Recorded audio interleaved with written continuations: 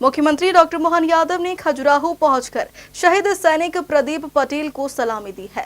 बता दें, शहीद के अंतिम दर्शन और गार्ड ऑफ ऑनर एवं राजकीय सम्मान के साथ अंतिम विदाई देने के लिए सीएम यहां पहुंची थी। वहीं खजुराहो एयरपोर्ट से शहीद के पार्थिव शरीर को उनके पैतृक गांव रवाना कर दिया है, जहां राजकीय सम्मान के साथ उनका अंतिम संस्कार किया जाएगा।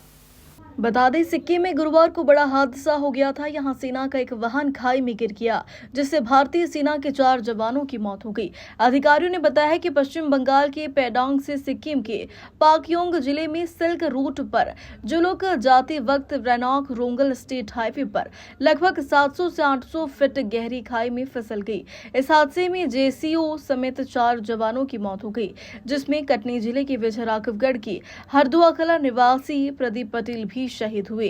वहीं मुख्यमंत्री ने शहीद के परिवार को 1 करोड़ रुपए आर्थिक सहायता देने की घोषणा की।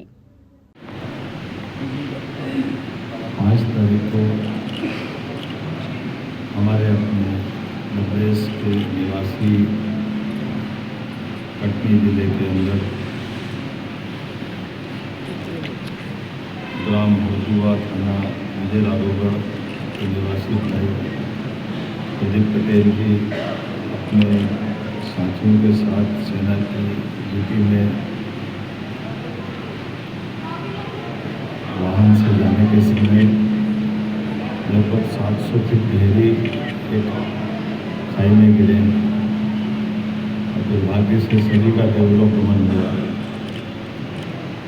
मैं अपनी ओर से, प्रदेश सरकार की ओर से दुख और शोक की इस घड़ी में मैं श्रद्धांजलि भी अर्पित करता हूँ और इसीलिए आज मैं स्वयं उपस्थित भी हुआ। स्वर्गीय प्रदीप पटेल जी के अलावा साथ में मणिपुर के काफ्टमैन डब्ल्यू पीकर, हरियाणा के गुरसेव सिंह, तमिलनाडु के सूबेदार के थंगापट्टी, ये सभी लोग एक साथ ही थे। दुर्भाग्य से इस घटना में कोई नहीं बचा। स्वर्गीय प्रदीप पटेल जी अपने परिवार के इकलौता बेटा हैं। दोनों बहन की शादी हो चुकी, जो बड़ी बहन है। घर पे सिर्फ माता पिता है जो खेती मजदूरी करते हैं, लेकिन हमें इस बात का गर्व है कि हमारे देश के बेटे ने देश की सेवा करते हुए अपनी शहादत दी है। इस शोक की घड़ी में सेना और हमारे यशस्वी प्रधानमंत्री श्रीमान नरेंद्र मोदी जी, हमारे रक्षा मंत्री श्रीमान राजनाथ सिंह जी, वो अपने विभाग से, व्यवस्था से जो हर शासन के माध्यम से होगा वो सब उनको मिलेगा। लेकिन प्रदेश सरकार की ओर से भी हमने 1 करोड़ रुपये की धनराशि उनके माता पिता को भी, उनकी विवाह नहीं हुआ है, इसलिए जो हमारी पॉलिसी है उस अनुसार हम 1 करोड़ रुपया शहीद के परिवार को देते हैं। अगर विवाह हो गया, शादी हो गई, तो माता पिता और पत्नी में बराबरी से उस राशि को बांटते हैं। लेकिन इस प्रकरण में चूँकि शादी नहीं हुई तो सारी धनराशि उनके माता पिता को देंगे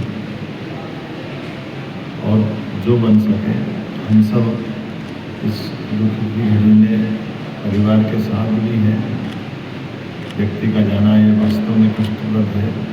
परमात्मा की लीला, जिसका जन्म होता है उसकी मृत्यु होती है, लेकिन जन्म मृत्यु के क्रम में अपने देश की बलि वेदी पे जो शहीद होते हैं उनकी एक अलग भूमिका देती है, उनके अलग सम्मान के साथ देखा जाता है।